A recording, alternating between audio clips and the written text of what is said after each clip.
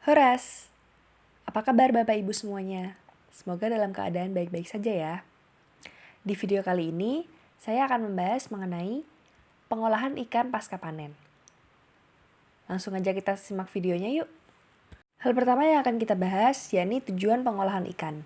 Tujuan pengolahan ikan utamanya ada 3. Yang pertama, menghambat atau menghentikan zat-zat reaksi enzim dan pertumbuhan mikroorganisme atau makhluk hidup yang dapat menimbulkan proses pembusukan pada ikan. Yang kedua, mempertahankan kesegaran ikan selama mungkin agar tidak rusak dan tetap bernilai gizi tinggi. Dan yang ketiga, meningkatkan penerimaan produk dengan variasi hasil olahan produk perikanan. Kemudian kita juga perlu mengetahui ciri-ciri dari ikan segar. Yang pertama, memiliki mata cemerlang, kornea bening, dan juga matanya cembung. Yang kedua, memiliki insang warna merah sampai merah tua, cemerlang, dan tidak berbau. Yang ketiga, terdapat lendir alami menutupi ikan yang baunya khas menurut jenis ikan. Keempat, memiliki kulit cemerlang, belum pudar, dan memiliki warna seperti aslinya. Yang kelima, sisiknya melekat kuat dan mengkilat. 6. Sayatan daging cerah dan elastis apabila ditekan tidak ada bekas jari. Yang ketujuh, rongga perut bersih dan bebas dari bau yang menusuk, tekstur dinding perut kompak elastis dan juga selaputnya utuh. Dan yang kedelapan, yakni memiliki bau segar dan juga spesifik ikan.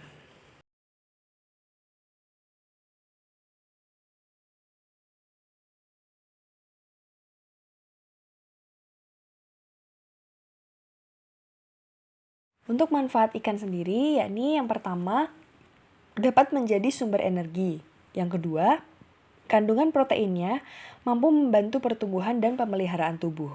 Serta yang ketiga, mempertinggi daya tahan tubuh atau kekebalan terhadap serangan penyakit. Terdapat prinsip penanganan ikan segar, yakni yang pertama, memperlakukan ikan dengan cermat dan hati-hati.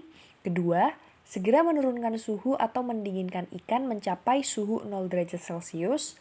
Yang ketiga, memperlakukan ikan secara bersih dan sehat.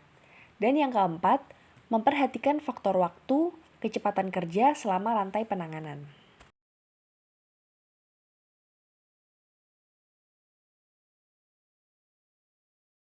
Nah, berikut ini merupakan beragam pengolahan ikan pasca panen.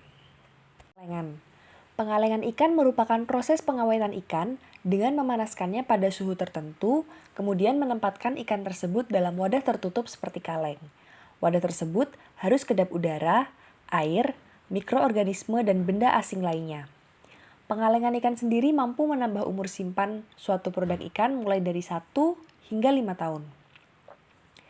Proses pengalengan ikan sendiri terdapat beberapa tahap, di mana setiap tahap pastinya memerlukan perhatian poin-poin kritis.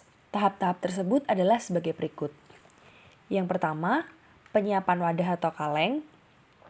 Yang kedua, penyiapan bahan mentah atau ikan itu sendiri. Yang ketiga, pengisian atau filling.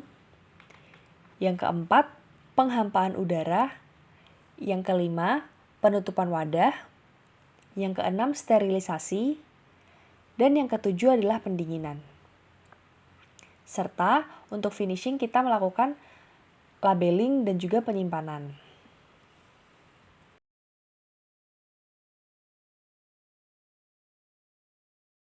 Ini pembekuan. Pembekuan dapat dilakukan dengan cara memaparkan produk dengan udara dingin atau air blast freezing. Yang kedua bisa juga dengan meletakkan ikan pada pelat beku atau kontak plate freezer dengan cara mencelupkan produk atau menyemprotkan cairan refrigeran CO2 dan nitrogen cair dingin ke produk. Atau dengan cara membekukan produk dengan larutan garam yang didinginkan. Proses pembekuan harus dilakukan dengan cepat, yaitu penurunan suhu 0 derajat menjadi minus 5 derajat Celcius dalam waktu tidak lebih dari 2 jam. Kemudian diteruskan dengan pembekuan dalam cold storage sehingga suhu mencapai minus 30 derajat Celcius pada akhir pembekuan. Selanjutnya yakni penggaraman. Penggaraman merupakan suatu metode yang dilakukan untuk mengawetkan produk hasil perikanan dengan menggunakan garam atau NaCl. Pada proses penggaraman, pengawetan dilakukan dengan cara mengurangi kadar air dalam tubuh ikan dan dalam tubuh bakteri sehingga bakteri tidak dapat hidup dan berkembang lagi. Istilah penggaraman juga sering disebut dengan pengasinan. Teknologi penggaraman biasanya tidak digunakan sebagai metode pengawetan tunggal, tetapi masih dilanjutkan dengan proses pengawetan lain seperti pengeringan ataupun dengan perebusan.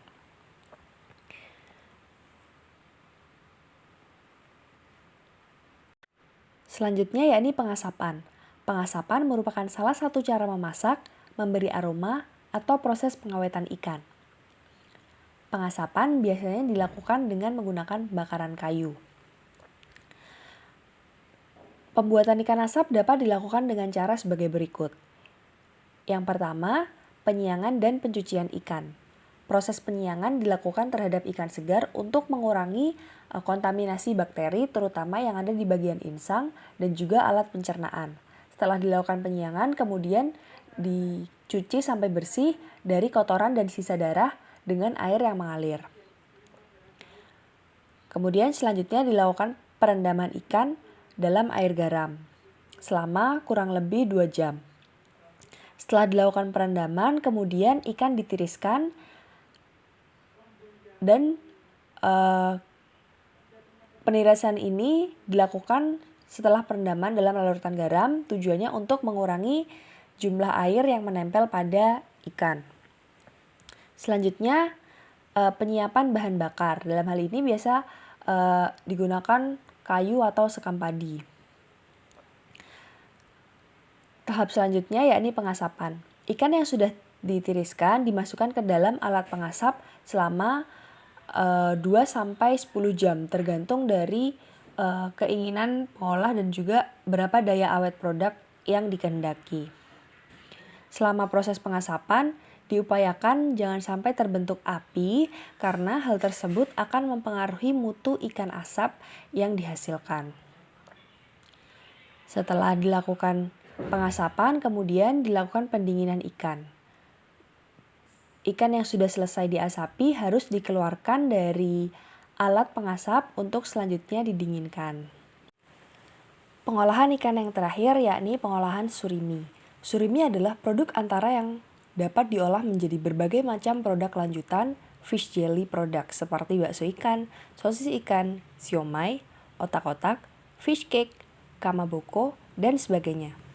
Pengolahan surimi yang telah umum dilakukan terdiri dari beberapa tahapan, yaitu persiapan bahan baku, pencucian, penghilangan tulang, pencucian daging lumat, pengurangan kadar air, penambahan bahan tambahan, pengepakan, pembekuan, dan penyimpanan.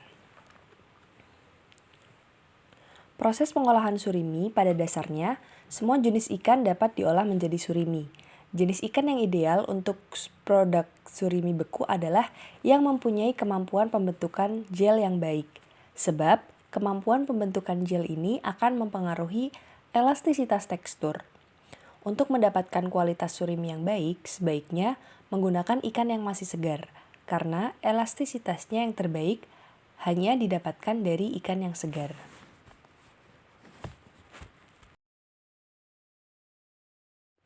Nah, mungkin seperti itu dulu penjelasan tentang pengolahan ikan pasca panen dari saya.